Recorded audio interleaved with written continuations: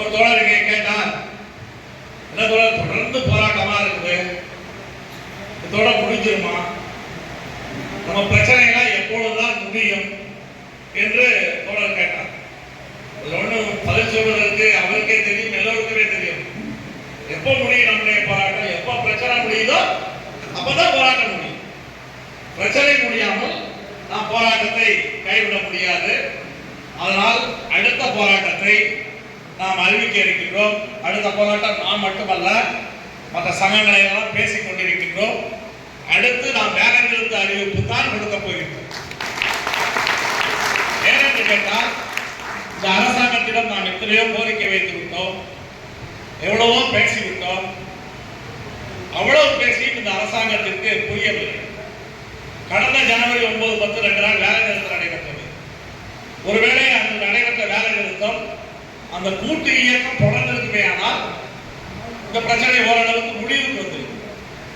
ஆனால் அந்த கூட்டு இயக்கம் தொடர்வதிலே ஒரு பக்கம் அரசாங்கம், இன்னொரு பக்கம் ஆளுங்கட்சி சங்கம், இப்படி ஒரு கூட்டு இயக்கம் நடத்தக்கூடாது என்பதற்காக மிக கடுமையான முறையிலே பல சங்கங்களை குறிப்பிட்டு நிர்பந்தித்தார்கள். பல்வேறு விதமான சித்து வேலைகளை செய்தார்கள்.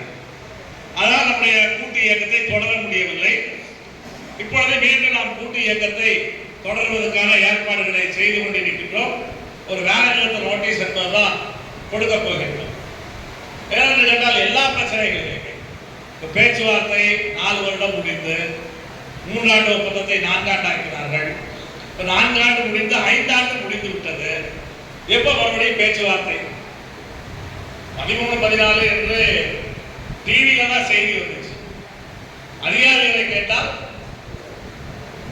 நாங்களும் உங்களை மாதிரி டிவியில பார்த்து தான் செய்தியை தெரிஞ்சுக்கணும்னு சொல்றாங்க.